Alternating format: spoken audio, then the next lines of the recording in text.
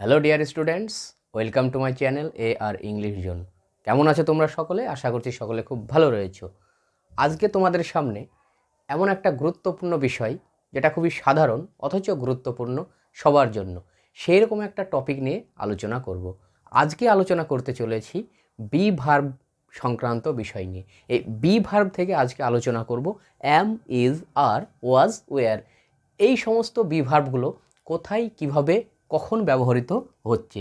ব্যাপারগুলো শুনে খুবই সাধারণ এবং সিম্পলি তোমাদের কাছে মনে হচ্ছে, কিন্তু এই সমস্ত ভার্বের ব্যবহারগুলো, এই বি ভার্বের ব্যবহারগুলো আমরা অনেকেই ভুল করে থাকি। বিশেষ করে যারা বিগিনার রয়েছে তাদের তো ভুল হয়ই হয়। এবং দেখো, অ্যাম, ইজ, আর, ওয়াজ, ওয়্যার এরা হচ্ছে সকলেই বি পরিবারের সদস্য। কি বললাম? Be verb. এই বি ভার্ব পরিবারের সদস্য এখান থেকে, অর্থাৎ এই ভার্বগুলো হচ্ছে বি ভার্ব।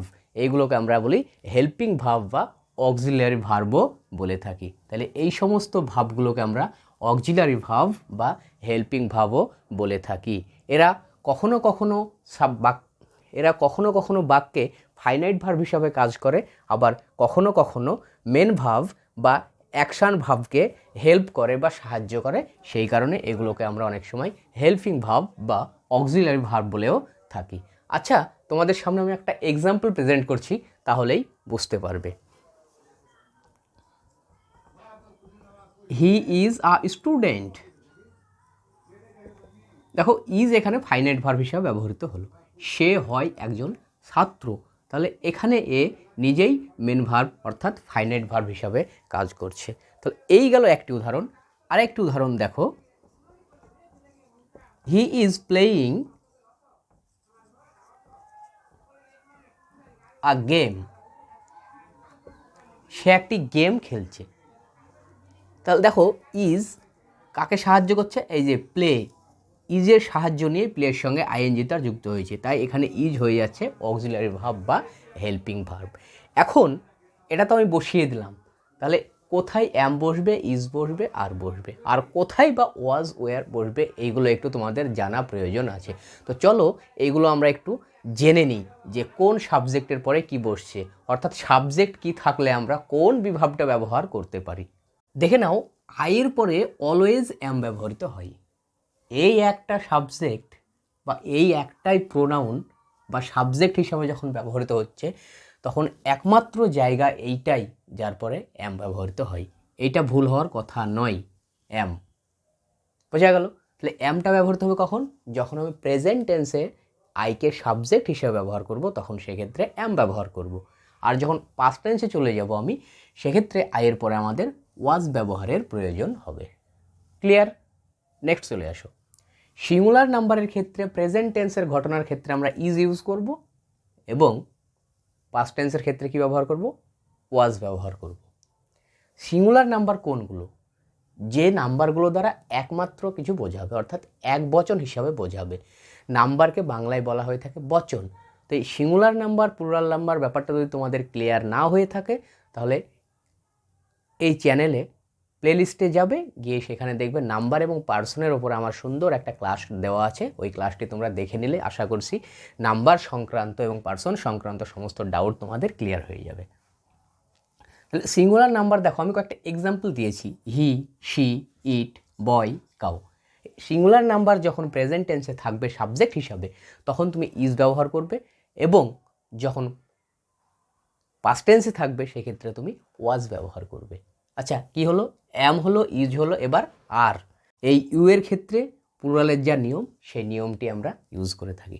তাহলে ইউ এবং প্লুরাল নাম্বার বোঝালে কি ব্যবহার করব? প্রেজেন্ট টেন্সের ক্ষেত্রে আর ব্যবহার করব, এবং পাস্ট টেন্সের ক্ষেত্রে ওয়ার ব্যবহার করব।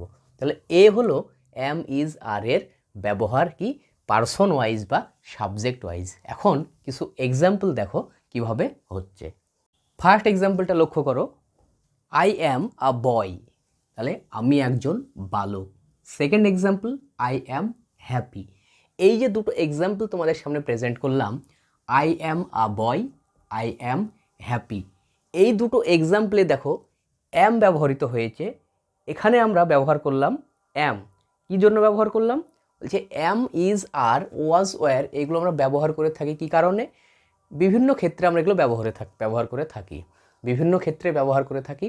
তার মধ্যে to show state or existence, কারো অস্তিত্ব এবং অবস্থা বা ফিলিংস, সে ভালো আছে না মন্দ আছে, সে দুঃখিত না সুখী, সে লাকি না আনলাকি, ফরচুনেট না আনফরচুনেট, এই যে অবস্থাগুলো, তার মেন্টাল অবস্থা বলো, এইগুলো বোঝানোর জন্য আমরা সে কি বালক বালিকা, ডক্টর দরিদ্র ধনী, এই সমস্ত ধরনের যে স্টেট বলো, তাহলে to show state or existence, এইগুলো আমরা বোঝানোর ক্ষেত্রে অ্যাম ইজ আর ওয়াজ ওয়্যার ব্যবহার করে থাকি।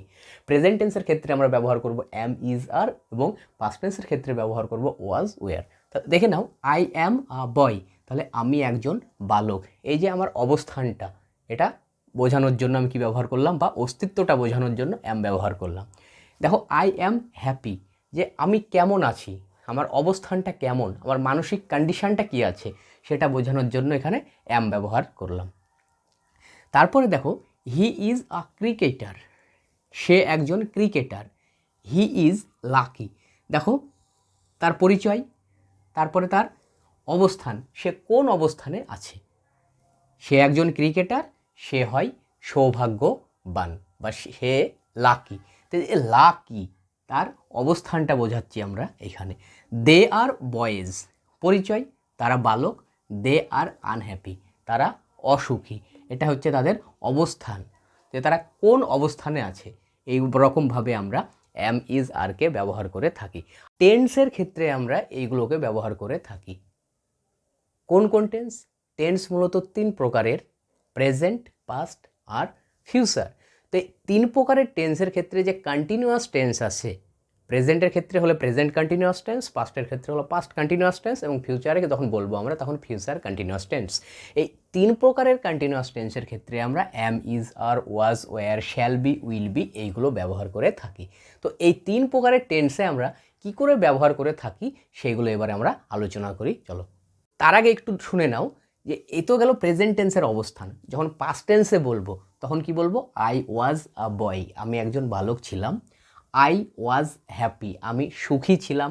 এখানে বলবো he was a cricketer, he was unlucky, they were boys, they were unhappy. এরকমভাবে আমরা ব্যবহার করব পাস্ট টেন্সের ক্ষেত্রে। তাহলে এটি কি লিখবো আমরা?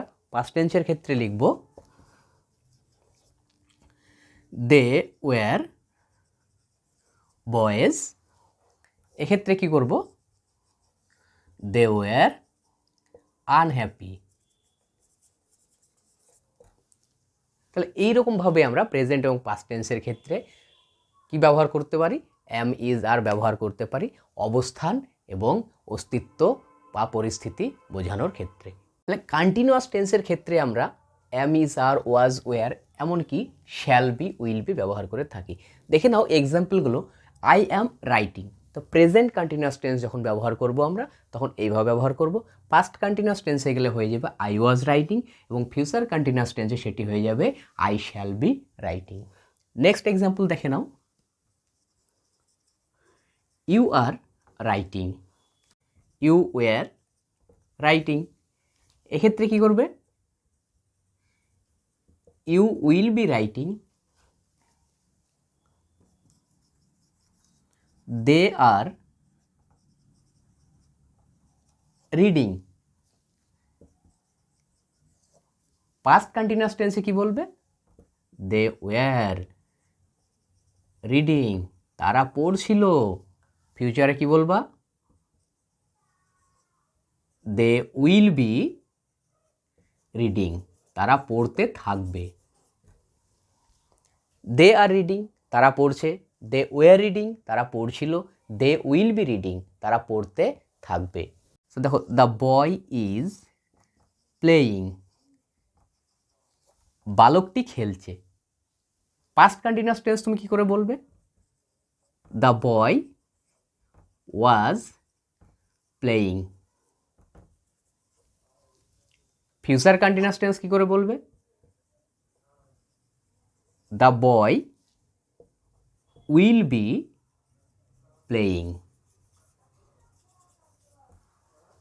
বোঝা যাচ্ছে? খুব সিম্পল জিনিস, সাধারণ বিষয়, খুব সাধারণভাবে দেখে নাও। এই সাধারণ বিষয়গুলো অনেকে ভুল করে থাকে। এবার দেখো আমি নাম্বারটা পরিবর্তন করে দিচ্ছি। দ্য বয়েজ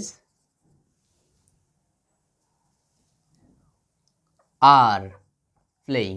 দেখেছো নাম্বার পরিবর্তনের সঙ্গে সঙ্গে ইজ থেকে আর হয়ে গেল। দ্য বয়েজ আর প্লেয়িং, ছেলেরা খেলছে।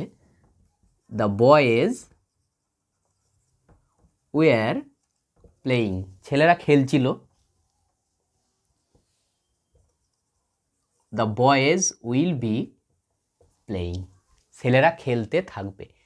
তো টেন্স ওয়াইজ অর্থাৎ কন্টিনিউয়াস টেন্সের ক্ষেত্রে প্রেজেন্ট, পাস্ট এবং ফিউচারে কিভাবে am, is, are, was, were, shall be, will be ব্যবহৃত হয় এই তো দেখে নিলে।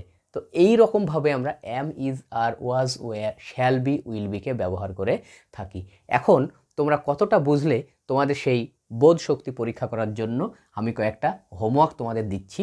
এই হোমওয়ার্কগুলো আনসার করে কমেন্ট সেকশানে আনসারগুলো জানাবে।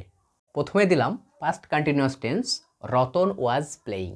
এই রতন ওয়াজ প্লেয়িং, এই পাস্ট কন্টিনিউয়াস টেন্সিকে প্রেজেন্ট কন্টিনিউয়াস টেন্সে কী হবে, ফিউচার কন্টিনিউয়াস টেন্সে কী ব্যবহার করবে। তারপরে দেখো উই উইল বি গোয়িং, আমরা যেতে থাকব।